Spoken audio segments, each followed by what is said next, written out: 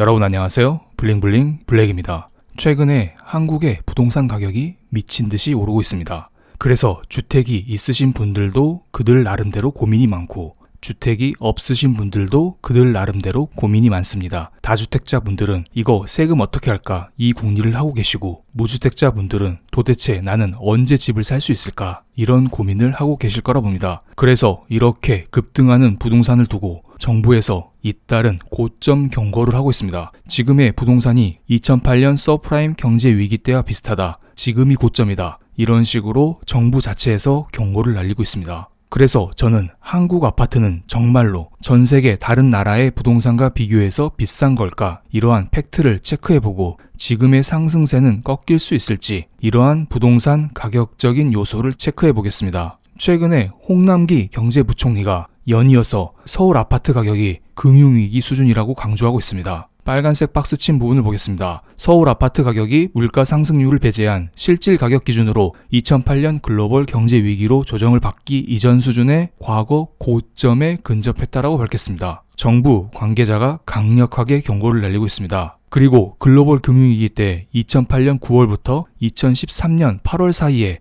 서울 아파트 가격이 11.2% 떨어졌다고 했습니다. 그래서 지금의 부동산 역시 이처럼 떨어질 수 있다. 이것을 강조하고 있죠. 비단 홍남기 경제부총리뿐만 아닙니다. 도규상 금융위원회 부위원장은 기준금리 인상에 대비해야 한다면서 부동산 시장에 검은 먹구름이 다가오고 있다는 전문가의 경고를 무시해서는 안 된다고 말했습니다. 정부 여러 부처에서 부동산 고점을 경고하고 있는데요. 하지만 이것을 무시하듯 서울의 부동산 가격은 계속해서 오르고 있습니다. 서울 중소형 아파트값 추이를 나타낸 것인데요. 2018년도에는 7억 정도 했었는데 현재는 10억을 넘었습니다. 참고로 중소형 아파트 가격은 25평에서 33평 이 정도 평형의 아파트를 말하는 것입니다. 지역별로 자세히 살펴보면 강남구 역삼동의 25평 아파트는 2019년 6월 달에 13억 5천이었는데 지금은 20억까지 올랐습니다. 동작구 상도동에 있는 부동산은 2019년 6월 달 8억에서 지금 13억까지 올랐습니다.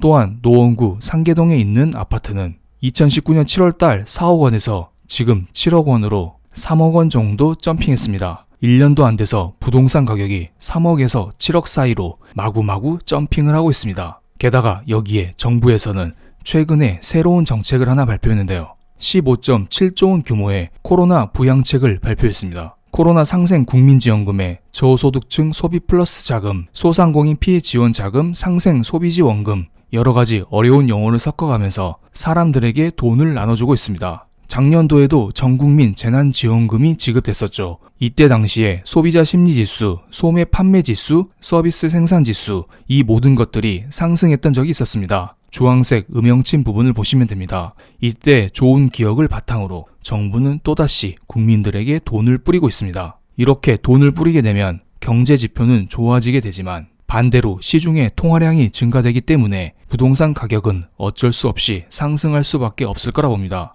이제 여러분은 이런 생각을 하셔야 합니다. 진짜 한국의 아파트는 비싼 걸까? 거품일까? 고점일까? 이렇게 올라가는 아파트 가격을 때려 잡아야 할까? 양도세를 계속 중과해야 될까? 이런 논리로 때릴 만큼 한국의 아파트는 비싼 걸까요? 코로나 경제 위기 이전에 이런 이야기를 들어보셨을 거라 봅니다. 한국의 아파트가 비싸긴 한데 다른 나라에 비하면 싼 편이야. 일본은 더 비싸. 유럽은 더 비싸. 그럼 이제 제가 다시 질문을 드리겠습니다. 코로나 이후에 한국의 부동산은 미친 듯이 올랐는데요. 코로나 이전이 아니라 지금도 한국의 아파트가 다른 나라에 비해서 비싼 것일까요? OECD 홈페이지에 가면 세계 여러 나라들의 부동산 가격이 정리되어 있습니다. X축에는 다양한 나라의 부동산 가격이 정리되어 있고 Y축에는 부동산 가격을 지수화시켜서 나타냈습니다. 여기 100이라고 표시된 게 보이시나요? 100은 2015년도 각 나라의 부동산 가격입니다. 그리고 현재 나타나 있는 막대 그래프는 지금의 부동산 가격입니다. 한국은 지금 110 정도를 나타내 있는데요. 2015년부터 지금까지 10 정도의 부동산이 올랐다는 것입니다. 미국은 지금 150 정도를 나타내고 있는데요. 2015년부터 지금까지 50 정도의 부동산이 상승했다는 것입니다. 잘 보시면은 사우디아라비아, 이탈리아를 제외한 모든 나라의 부동산 가격이 상승했습니다. 2015년에 비해서요. 그리고 한국의 부동산 가격 상승률은 오히려 OECD 국가 하위권에 속해 있습니다. 터키, 헝가리처럼 훨씬 많이 오른 나라도 있습니다. 그리고 우리가 잘 알고 있는 미국, 캐나다, 독일 이러한 나라들의 부동산 가격은 코로나 전후로 한국의 부동산에 비해서 훨씬 많이 올랐습니다. 한국의 부동산 가격 상승은 지금 피레미 수준이라는 것입니다. 물론 한국 부동산이 싸다는 의견을 드리는 것이 아닙니다. 한국 부동산은 코로나 경제 위기 이후에 많이 오른 것은 사실입니다. 미국 연준의 제로금리와 양적 완화로 인해서 전 세계적으로 유동성이 공급되고 있고 한국도 이때 기준금리를 0.5%로 내리고 각종 재난지원금을 통해서 시중에 유동성을 공급했기 때문입니다. 이로 인해서 한국의 부동산이 많이 올랐고 주식, 비트코인 등등 여러 투자 자산의 가격 또한 많이 오른 것은 사실입니다. 그런데 저는 한국의 부동산뿐만 아니라 다른 나라의 부동산은 그것보다 더 많이 올랐다는 것을 다시 한번 강조를 드리겠습니다. 최근에 미국에서 이런 발표가 있었습니다. 최근에 미국에서 주택가격이 발표되었습니다. 케이스-실러 주택가격 지수인데요. 34년 만에 최대 폭의 증가율을 기록했다고 합니다. 엄청난 숫자이지 않나요? 케이스-실러 주택가격 지수를 자세히 보면은 서브프라임 때 주택가격이 한번 꺾였다가 2012년부터 미국 경제가 회복되면서 스물스물 상승했습니다. 그러다가 코로나가 터진 이후로 확 증가하는 것을 알 수가 있습니다. 미국에서는 제로금리와 한 달에 1200억 달러 규모의 양적 완화를 통해서 시중에 돈을 마구마구 뿌리고 있습니다. 또한 미국의 모기지 금리 역시 사상 최저치를 기록하고 있고요. 이로 인해서 사람들이 다들 돈을 빌려서 부동산을 사고 있는 것입니다. 또한 최근에 미국의 목재 가격, 철강 가격이 급등하고 있죠. 주택의 원재료 가격이 급등하고 있기 때문에 주택 가격 역시 상승할 수밖에 없고요. 그리고 코로나로 인해서 사람들이 일터로 복귀하고 있지 않습니다. 즉 주택을 지을 수 있는 사람들이 부족하다는 것입니다. 이것은 인건비 상승으로 연결되면서 주택 가격 상승을 부추기고 있습니다. 미국도 이렇게 부동산이 계속해서 오르고 있는데요. 그럼 한국의 부동산은 당장 어떻게 될지 간단하게 체크해 보겠습니다. 최근 기사를 하나 가져왔습니다.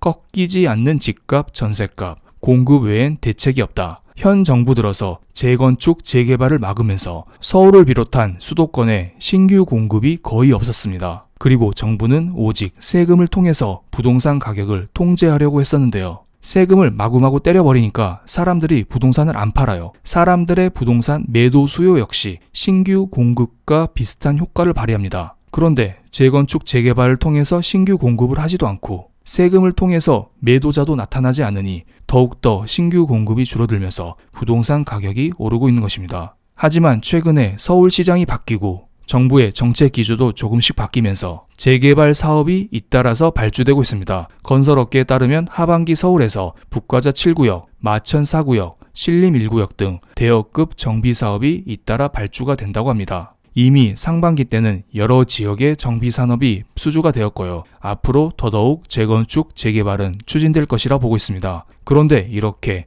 재건축, 재개발이 추진이 되면은 여기에 원래 살고 있던 사람들은 그 주변 지역으로 가서 전세살이를 해야 됩니다. 이러한 전세 수요 역시 전세 가격의 상승을 불러올 것이고요. 그러면 매매가와 전세가 사이에 갭이 줄어들면서 사람들의 투자 수요를 더욱더 불러올 수 있을 거라 봅니다. 갭이 적으면 아무래도 매수하기에 부담이 적잖아요. 그래서 서울 아파트 전세시장 공급 부족 지수 15주 만에 최고치를 기록했다고 합니다. 서울을 5개 권역으로 나누면 서초구 등 강남 3구가 속한 동남권이 지난주 114에서 이번 주 114.2로 오르면서 서울에서 가장 전세 지수가 높았다고 합니다. 여기에는 당연히 이주 수요가 많이 작용했다 보고요. 그렇기 때문에 하반기 단기적인 부동산 가격 상승은 피할 수 없을 거라 봅니다. 그럼 오늘 영상 여기에서 마치겠습니다. 감사합니다.